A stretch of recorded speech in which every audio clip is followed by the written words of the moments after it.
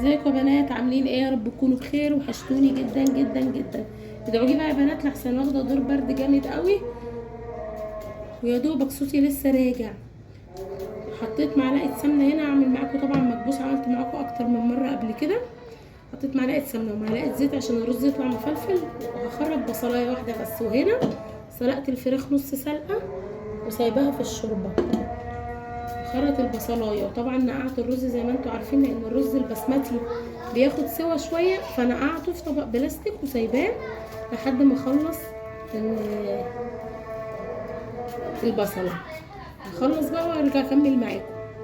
اهو بقى يا بنات، على ما البصله تستوي هنعمل بقى الملوخيه. حطيت معلقه سمنه والثوم اهو، دقات بشويه ملح وكزبره.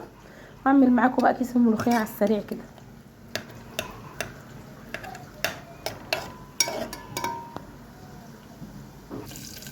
اهو يا بنات التومه بعد ما احمرت هنزل بقى بالشوربه زي ما انتم شايفين كده.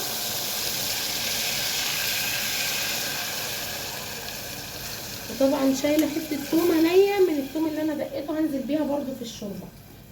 عارفين الملوخيه بتحب التوم يا بنات، محدش يقول لي لا احط فصين توم عشان بتبقى عامله. لا بالعكس، الملوخيه بتبقى حلوه قوي لما بتحط لها توم حلو. اهو يا بنات التوم اللي انا كنت شايلاها هحطها في الشوربه تغلي غلوه كده، وانزل بكيس الملوخيه بقى يفك براحته معاها على ما اخلص المكبوس بتاعي. اهو يا بنات الشوربه غلت، هنزل بقى بكيس الملوخيه اهو يفك في الشوربه بقى براحته على ما نعمل المكبوس.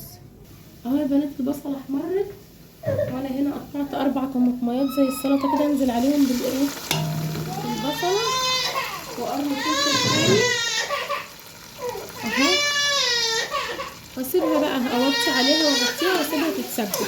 يا بنات الطماطم اتسبكت. طبعا المفروض احط معلقه صلصه بس للاسف ما عنديش، هحط معلقه بابريكا اهو عشان بس تعزز اللون زي ما انتم شايفين اهو.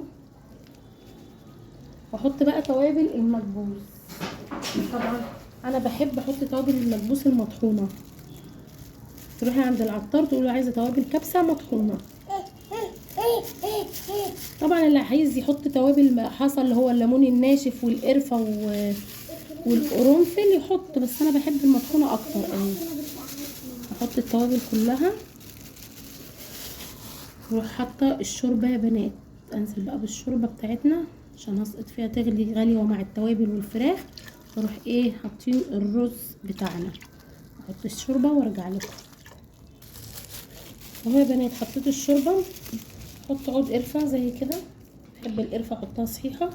وطبعا الشوربه لقيتها عايزه سكه ملح، فمش هحط ملح، هحط مكعب ماجي زي ما انتم شايفين، واسيبها تغلي غلوه عشان انزل الرز.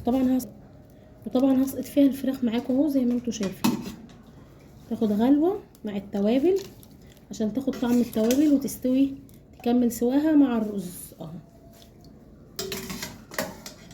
اسيبها بقى تغلي غلوه كده بنات، وانزل بالرز وارجع ايه اكمل معاكم ان شاء الله.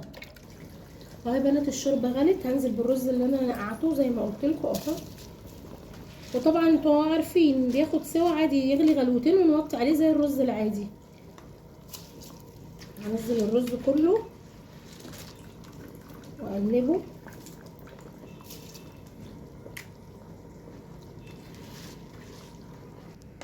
اهو يا بنات حطيت الرز بقى، هسيبه يغلي غلوتين واوطي عليه يكمل سواه زي الرز العادي. اهو يا بنات المكبوس بعد ما استوى طبعا، والفراخ دايبه فيه زي ما انتم شايفين كده اهو، والملوخيه بتاعتنا ومخلل. ما تنسونيش بقى لو عجبتكم الوصفه، ما تنسونيش بدعواتكم الحلوه، وما تنسونيش بقى بلايك وشير وتشتركوا في القناه وتفعلوا زر الجرس عشان يوصلكم كل جديد. مع السلامه.